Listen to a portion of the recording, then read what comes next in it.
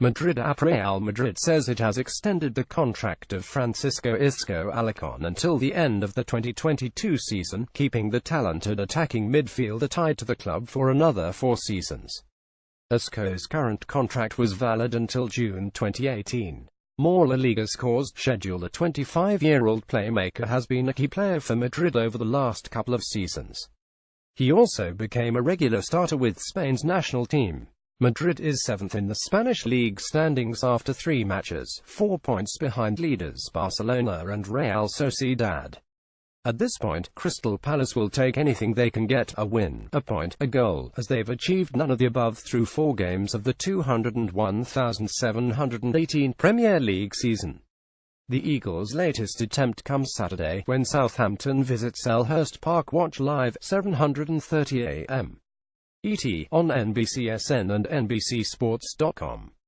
On Monday, Frank de Boer was fired after 77 days as first-team manager, just 32 of those days coming during the actual season, replaced by former Fulham, Liverpool and England boss Roy Hodgson, who last held a club job in 2012. Stream Crystal Palace vs. Southampton. As for Saints, Saturday could see the return of Virgil van Dijk following his summer-long transfer saga. The 26-year-old Dutch defender failed in his bid to force a move away from the South Coast, a betrayal which manager Mauricio Pellegrino admits could cost him the club captaincy, and is expected to be available for selection. He played 90 minutes the other day in a game, Pellegrino said. But Friday we will decide. Hopefully, he will be getting better every single week, but I'm happy with that, because it's not about just Virgil. Everybody, I think right now, is ready to be part of the team. Injuries: Palace out Wilfried Zaha knee, Bakary Sak 0 hamstring, Connor Wickham knee questionable, Mamadou Sakho knee. Southampton out Pierre-Emile Højbjerg personal leave. What they're saying: Roy Hodgson on battling relegation. I believe the team will stay up, absolutely. I would have dreamt of taking the job if I didn't, or that I or my coaching staff would be the right people to do that.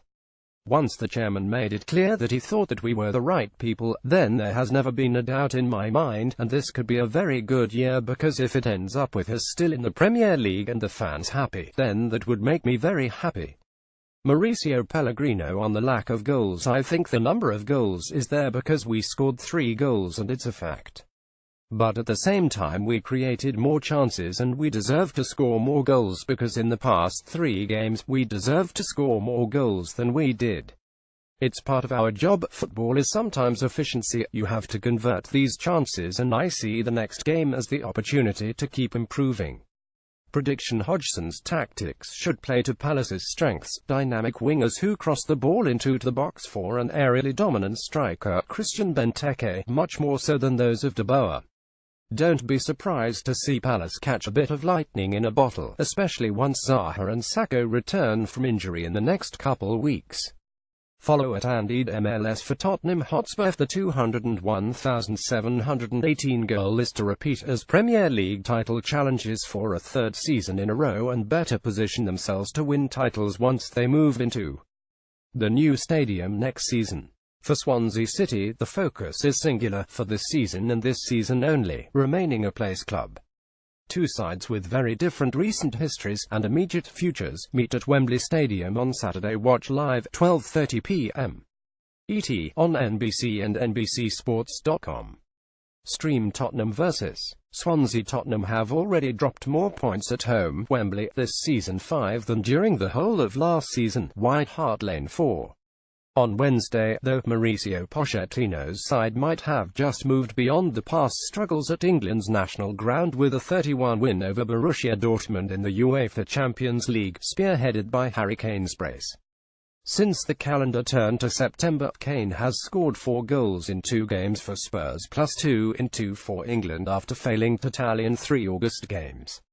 Swansea have 4 points from 4 games thus far, an identical start to last season, which only saw them climb out of the relegation zone in the season's final for weeks.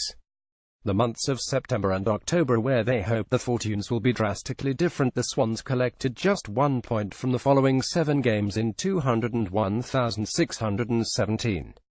Following the departures of last season's two top scorers Fernando Llorente to Spurs, Gylfi Sigurdsson to Everton, Paul Clement certainly has his work cut out for him, particularly in facing the returning stingiest defence in the place on Saturday. Injuries: Tottenham out Danny Rosny, Victor Wanyama, Eric Lamela hip, Swansea out Ki Sung-Yamni, Kyle Batley, Nathan Dyer Achilles. What they're saying: Mauricio Pochettino and Kane's future, his mentality is to stay here, not only in the place but at Tottenham. He shows every single day how he loves Tottenham. In my opinion, he doesn't need titles to show he's one of the best strikers. All players try to score, win titles. That is everyone's aim, of course, but so far Harry Kane is showing he is one of the best strikers in the world. Paul Clement on Renato Sanchez's difficult debut: we think we have a great young talent here, but he has not played a massive amount of games. That is going to affect not only the tactical sharpness in his brain but the physical side as well. Give him a little bit of time for him to adapt and he will be on the right track.